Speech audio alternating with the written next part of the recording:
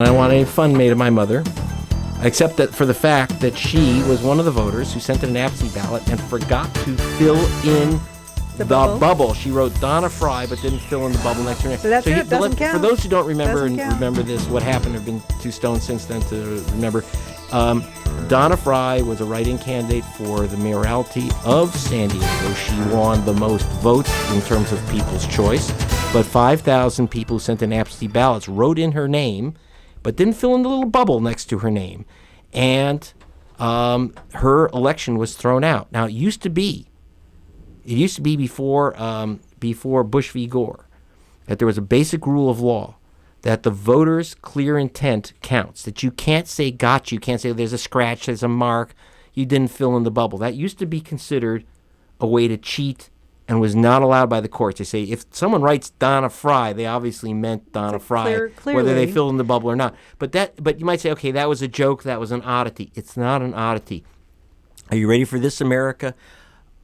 We have officially 2 million votes, which are cast and never counted, called spoiled votes. Okay. Now, it used to be a spoiled vote was one where you literally had a ballot that was ripped up or nothing on it, or someone drew a picture of Mickey Mouse and that was it. Today, spoiled ballots are where they now are throwing out ballots where there's the slightest little error in the ballot. And what's happened in America is that, for example, in Florida, in 2000, when it was Bush v. Gore, there were 181,000 spoiled ballots thrown out. And by the way, you may know some of those as the hanging chads. I saw that. I was in Florida. I saw what a hanging chad is. Someone tries to punch through, and there's a little tiny bit of that thing hanging, which you don't know. They threw out your vote. And people made a joke of the hanging chad. That was someone's vote for president of the United States. In fact, there were enough that would have changed the presidency if they'd took the clear intent of the voter. And the chance of, now here's the key. So you say, but that could happen to anyone, Republicans or Democrats. Consider this number, that of spoiled votes that are thrown out, hanging chads, you didn't fill in the bubble, blah, blah, blah. The chance of your vote being thrown out is 900% higher if you're white than if you're black, 500% higher if you're Hispanic than if you're white. And so it is nasty, it's racial, it's Jim Crow, and that's how, if the GOP wins 2016, it's the only way they're going to do it, and they're working hard at it. But again, the Democrats do it. I saw this in New Mexico. Oh, you know what?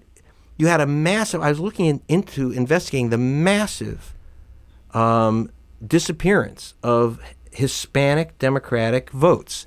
There were precincts which are Hispanic precincts where there was not one single vote for president. How did that happen? And I found who did it. It was the Hispanic Democratic leadership of the state, Bill Richardson and Becky Vigil-Herron, his Secretary of State. These are Democrats taking away Democratic Hispanic votes. Why? Because that was their opposition within the party. If Bill Richardson had let all the poor Hispanics of New Mexico vote, he would not possibly win in a Democratic primary. And I saw what he did. They were suppressing the Native American vote too in the So how did they Democratic disqualify, or how did they disenfranchise those targeted Well, communities? for example, here's a good one. There's something. In fact, if you go to gregpalast.com, I got a better idea. I want you to go to KNSJ.org. KNSJ.org. Now, this is Greg Palast.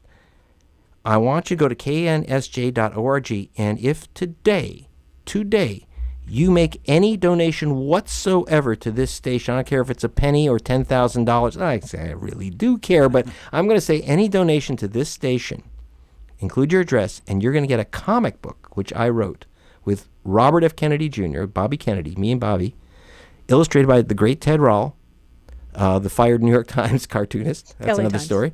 LA Times, a cartoonist. Get our comic book as a gift from me, Greg Palast, and KNSJ for supporting your station. But in that comic book, we talk about provisional ballots, bouncing ballots. What they would do is they gave Native Americans in the Pueblos, this is the Democratic Party, gave them, the officials, gave them provisional ballots, said, oh, your name's not on the voter rolls. Okay, they wiped off. They come up with some name to wipe off their names. In many ways that happens. Cross-check, whatever. And they said, but you can vote provisionally under federal law. Okay, so they filled out a provisional ballot. And they said, and stick it in an envelope and give it to us. The state officials, the county officials, took the Pueblo ballots. They said, threw them all out. Why? Because they had the wrong envelope. Why they have the wrong envelope? Right. It's kind of like having the wrong weight paper. Right. Or exactly. So one, that violates the federal law that the voter's intent counts. Okay. But even beyond that, who gave them the wrong envelopes? Right. The Democratic Party. Intentionally. Knowing it would be in violation. And again, that was because the Democrats will suppress the minority vote when you have an elite within the Democratic Party which does not want those voters. So we have low voter turnout, we have suppression, and then we have people that don't fully even know there's an election coming up here in San Diego, for example, because there hasn't been a lot of discussion until recently that we even have a June 7th primary in some quarters. You do? Oh. Exactly. And, all this excitement's going on around the country, and the concern is that, this is going to be done by the time it gets to California. So how do we get people to value their vote? How do we get people to realize how important this basic responsibility is? Okay, here's my take, guys. There is some stupid rumor going around that we have a presidential election. That's next to nothing. We have the entire United States Senate up for grabs. Every seat, every House of Representatives seat is up for grabs in this election. The Senate is hanging in the balance, not out of here in California.